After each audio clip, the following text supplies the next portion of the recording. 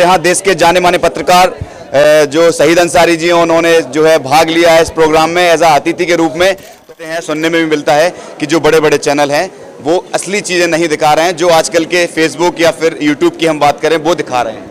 सवाल है, छोटा सा सवाल है और एक लाइन में जवाब चाहूँगा। पत्रकार को अपने पत्रकारिता में किसी से डरना चाहिए या किसी दबाव में आके खबर को, सच्चाई को नहीं दिखाना चाहिए? जो है इंडिविजुअल पत्रकारिता करें या किसी चैनल से जुड़ें, क्योंकि आज के जो लोग हैं यूट्यूब प्लेटफॉर्म पे या फेसबुक प्लेटफॉर्म पे, इंस्टाग्राम जो भी है, उनको इन्फ्लुएंसर माना जाता है, पत्रकार कहा ही नहीं जाता है। तो सर ये कैसे कह सकते हैं कि कोई यूट्यूब चला रहा है तो पत्रकार नहीं है, और ये कह भी नहीं सकते, सब मानते हैं। और वो है जो लोकप्रियता है या असर है वो यूट्यूबर्स का है। नमस्कार, आप देख रहे हैं द झांसी न्यूज में। हूँ शाहरुख और इस वक्त हम मौजूद हैं बुंदेलखंड यूनिवर्सिटी में और आप मेरे पीछे देख सकते हैं बुंदेलखंड लिटरेचर फेस्टिवल जो है झांसी में होने जा रहा है। 3.0 तीसरी बार होने जा रहा है और यहाँ देश के जाने माने पत्रकार जो शहीद अंसारी जी हैं, उन्होंने जो है भाग लिया है इस प्रोग्राम में एज अतिथि के रूप में। तो हम कुछ थोड़े 2-4 सवाल पूछेंगे उनसे, आज की जो स्थिति है उसके ऊपर पूछेंगे कि सर पत्रकारिता करनी कैसे चाहिए, क्योंकि हम इस वक्त यूनिवर्सिटी में मौजूद हैं और मास कॉम जो डिपार्टमेंट है वहाँ के स्टूडेंट भी काफ़ी सारे हैं, तो वो भी शायद इस वीडियो को सुनेंगे, तो थोड़ा सा उनको आप बताएं। बिल्कुल, हाँ, काफ़ी लोग जो है स्टूडेंट्स वगैरह यहाँ पर खड़े हुए हैं, तो हम सर से जानेंगे जिन्होंने पत्रकारिता में महारत हासिल की है, और हम सर से जानेंगे कि कैसे जो है पत्रकारिता आज के दौर में करना चाहिए, इंडिविजुअल करना चाहिए या जो है कोई बड़े संगठन का साथ लेना चाहिए। सर नहीं शाहरुख, थैंक यू, धन्यवाद, आपने याद किया। पत्रकारिता कैसे करनी चाहिए, नहीं, पत्रकार हमारी दृष्टि में, मेरी दृष्टि में जो देशभक्त है, जो राष्ट्र प्रेमी है वो पत्रकार है, जो अपने देश से प्यार करता है वो पत्रकार है। आप जहाँ बुरा देखें वो बताएं, जहाँ अच्छा देखें वो बताएं, समाज में कुछ भी बुरा हो रहा हो वो बताएं, समाज में जो भी अच्छा हो रहा हो वो बताएं। पुलिस प्रशासन सरकार अपना काम कर रही हैं, लेकिन अगर आपको ऐसा लगता है कि नहीं हमें इन्हें कुछ बताना चाहिए, ठीक नहीं हो रहा, तो वो बताएं। मतलब ये सच को सच कहें, झूठ को झूठ कहें, निर्भीक निर्भय होकर, यही पत्रकारिता है, बस। अच्छा, एक और सवाल जो है आज के युवाओं में जो है खड़ा होता है कि हाँ ठीक है, आ जाओ, आगे से आ जाओ। बताइए। तो सर जो आगे जल्दी आओ। तो आज के जो युवाओं में जो सवाल खड़ा होता है, मन में आता है उनकी सवाल कि हम जो है इंडिविजुअल पत्रकारिता करें या किसी चैनल से जुड़ें, क्योंकि आज के जो लोग हैं यूट्यूब प्लेटफॉर्म पे या फेसबुक प्लेटफॉर्म पे, इंस्टाग्राम जो भी है, उनको इन्फ्लुएंसर माना जाता है, पत्रकार कहा ही नहीं जाता है। तो सर उसमें थोड़ा सुझाव।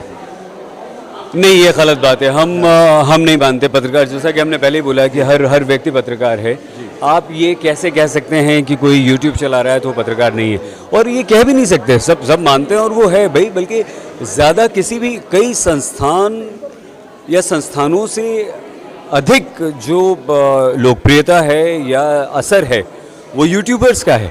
हाँ, उन पर यह आरोप ज़रूर लगता रहता है कि वो एक पक्षीय बात करते हैं। बिल्कुल सही बात। वो नहीं होना चाहिए। अगर वो नहीं है, अगर आप ईमानदार हैं, अगर आप देशभक्त हैं। सर असल में देखा जाए तो आजकल लोग भी कहते हैं, सुनने में भी मिलता है कि जो बड़े बड़े चैनल हैं वो असली चीज़ें नहीं दिखा रहे हैं, जो आजकल के फेसबुक या फिर यूट्यूब की हम बात करें वो दिखा रहे हैं। आप भी मानते हैं इस चीज़ को? नहीं, ऐसा नहीं है। देखिए क्या होता है, आप नहीं, आपका इशारा टेलीविजन न्यूज़ की तरफ है। होता क्या, हमारे पास समय की कमी होती है और हमें देश और दुनिया की 12-14 घंटे जो भी हमारे पास टाइम होता है वो हर खबर दिखानी होती है। अब एक यूट्यूबर क्या करता है, वो एक मुद्दा और एक खबर पकड़ लेता है और उस पर काम करता है। हम चाहते हैं कि हमारा देश और दुनिया सब हमसे जुड़े हुए हैं, हम मतलब टेलीविज़न न्यूज़। तो इसलिए लोगों को लग सकता है कि हम किसी खबर को ज़्यादा मतलब प्रमुखता से दिखा रहे हैं, किसी को नहीं दिखा रहे हैं, तो ऐसा है नहीं। अच्छा सर, आपका कोई एक इंटरव्यू जो चर्चित रहा हो और जो आपको पसंद आया हो, इसमें कोई किसका, आपने कोई अतिथि का या कोई पॉलिटिशियन का इंटरव्यू लिया हो तो उसका जिक्र करें, कोई अच्छा लगा हो? बहुत लोग देखिए बहुत लोग। और आपको बताएं शाहरुख कि हमें लगता है कि हमारे इस प्रोफेशन में या अपने इस काम में जिस व्यक्ति से, चाहे वो साधारण किसी राजनीतिक दल का कार्यकर्ता हो, सामाजिक कार्यकर्ता हो, पार्षद हो, विधायक हो, सांसद हो, मंत्री हो, मुख्यमंत्री हो, प्रधानमंत्री हो, राष्ट्रपति हो या बॉलीवुड स्टार्स हो या कोई भी स्टार हो, हर व्यक्ति कुछ ना कुछ आपको सीख देकर जाता है। और हम एक शो कर रहे हैं आजकल, प्रवक्ता, तो हाँ जी, तो उसमें जितने पॉलिटिकल पार्टीज़ के प्रवक्ता होते हैं, राजनीतिक दलों के प्रवक्ता, उनकी सिर्फ निजी ज़िंदगी होती है और उसमें कोई उनकी राजनीति की बात नहीं होती।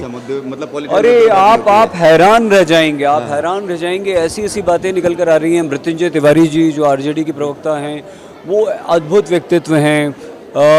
रंजीता रंजन जी, उनसे बात करके लगा कि इतना कुछ उसमें आया। अपने डॉक्टर सुधांशु त्रिवेदी, अभय दुबे, अपने अनुराग भदौरिया और प्रियंका चतुर्वेदी, शिवसेना यूबीटी वाली, मतलब अब इन लोगों का भी हम कर चुके हैं इसलिए इनके नाम ले रहे हैं। और हर इंसान से इतना कुछ सीखने को मिला और जो हम देखते हैं उससे बिल्कुल अलग है। इनकी ज़िंदगी में इतना कुछ है, तो सोचिए आप, जब इन लोगों की ज़िंदगी में इतना है तो यही आगे चलकर मंत्री बनते हैं, सांसद। इनमें बहुत सारे तो सांसद हैं, प्रियंका जी सांसद हैं, रंजीता जी सांसद हैं, सुधांशु जी सांसद हैं, तो अच्छा पढ़े लिखे लोग हैं। डॉक्टर अनुराग भदौरिया को अपन यही देखते हैं कि चीखता है, चिल्लाता है, लेकिन ज़बरदस्त पढ़ा लिखा है, कॉर्पोरेट का MBA किया हुआ है। प्रियंका चतुर्वेदी ने काफ़ी कुछ पढ़ाई लिखाई की है, बिजनेस में डिग्री ली है। सभी लोग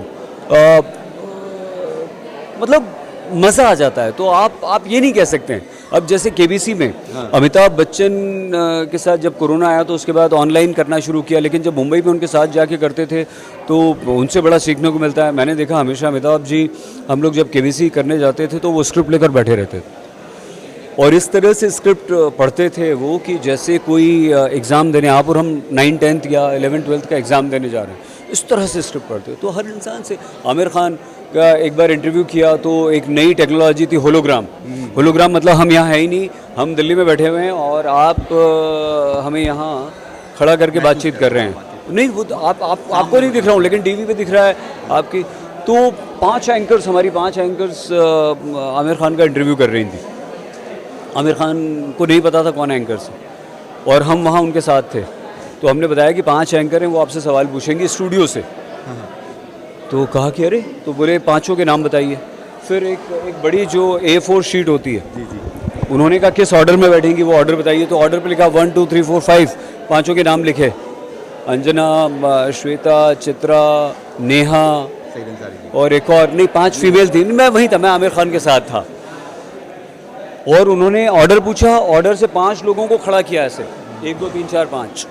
अब सोचो, उन्हें आमिर खान को जो परफेक्शनिस्ट कहा जाता है ऐसे नहीं कहा जाता। 5 लोगों को खड़ा कर दिया ऐसे और कहा कि 5 से मेरी बात करवाइए। शो से पहले 5 की आवाज़ सुनी और आवाज़ को पहचाना। अब ये नहीं कि ऑर्डर में 1 2 3 4 5 वो सवाल पूछेंगे, कभी कोई भी सवाल पूछ रहा है आप हैरान रह जाएंगे। आमिर खान ने जहाँ से सवाल पूछा गया उसी तरफ देखा और ऑन एयर ऐसा लग रहा था कि आमिर सबके साथ बैठे हैं और बात करें। उन लोगों से बहुत कुछ अपन सीख सकते हैं। सर, एक और आखिरी सवाल है, छोटा सा सवाल है और एक लाइन में जवाब चाहूँगा। पत्रकार को अपने पत्रकारिता में किसी से डरना चाहिए या किसी दबाव में आके खबर को, सच्चाई को नहीं दिखाना चाहिए? जो डर जाए, क्या है मैम ये? सर सवाल का हैंड पेंटेड साड़ी, हाथ से बनी हुई साड़ी, हाथ से पेंट किया, हाथ से पेंटिंग है ये पूरी? यस। बहुत खूबसूरत। जी, ये भी पेंट, हाथ से पेंट की हुई है सर। मैं अभी देखता हूँ सर। एक जो डर गया, जो डर नहीं, पत्रकार पहली पूछा था, पहली पत्रकार बात तो डरता नहीं। मुझे आपका सवाल याद है। मल्टीटास्किंग। जो डर गया शाहरुख, वो पत्रकार नहीं है और निडरता ही पत्रकारिता है। देखिए, बहुत दबाव आता है, राजनीतिज्ञों का दबाव आता है, प्रभावशाली पैसे वाले लोगों का दबाव आता है, गुंडे बदमाशों का दबाव आता है। आप डर गए तो आप पत्रकार नहीं, आपको आवाज़ उठानी चाहिए। जान हानि भी तो हो जाती है कहीं कोई हमारे बहुत सारे साथी गए हैं, आप तो जानते ही हैं, दंगे फसाद में रिपोर्टिंग करते हुए, नेचुरल कैलेमिटीज़ में वो खड़े हुए हैं, बाढ़ की रिपोर्टिंग कर रहे हैं, वहाँ हादसा हो गया, एक्सीडेंट्स हो गए, वॉर रिपोर्टिंग कर रहे हैं, वहाँ हादसे हो गए, मारपीट हुई है। मारपीट तो बहुत हुई है, गुंडा बदमाशों ने तो बहुत मारा है पत्रकारों को, धमकियाँ दी हैं और सब रिकॉर्डेड है, सब टीवी पर है, गूगल कर लीजिए, सबको पता है कब किसने किसको धमकी दी है। मंत्री होते हुए लोगों ने धमकी दी है, वो सब है। तो डरना नहीं, बिल्कुल होता है, उनको चुनाव हारना पड़ता है। ठीक है, कंक्लूजन करते हैं इस पूरे वीडियो का। और सईद अंसारी जी थे हमारे साथ। सर शुक्रिया बात करने के लिए हमसे। सर बहुत बहुत शुक्रिया बात करने के लिए। बहुत धन्यवाद, आपने हमसे बात की शाहरुख। और क्या है the Jhansi? The Jhansi news. क्या है ये द झांसी न्यूज़? अपने लोकल चैनल। वेरी गुड, बहुत सारी शुभकामनाएं आपको। हालांकि बुंदेलखंड तक भी रीच है इसकी। नहीं, खूब खुश रहिए और अपना प्लीज़ बहुत ख्याल रखिए। शुक्रिया सर, शुक्रिया। तो ठीक है, देखिए ये थे सईद अंसारी जी, जो देश के जाने माने पत्रकार हैं और आज तक के जो है एंकर हम कह सकते हैं, एंकर रहे हैं। और बुंदेलखंड लिटरेचर फेस्टिवल में इनका आगमन हुआ है एज अ अतिथि के रूप में। अब जो है इनका सेशन चालू होगा, उसके बाद ही आप देखिए तमाम जो लोग हैं देखिए सेल्फी जो है ले रहे हैं, क्योंकि आपने आमतौर पर इनको सिर्फ टीवी पर देखा होगा, आज जो है असल में जो हमको सामने मिल गए हैं। तो बस ऐसे ही देखते रहिए द झांसी न्यूज़ और फॉलो कीजिए हमारे चैनल को।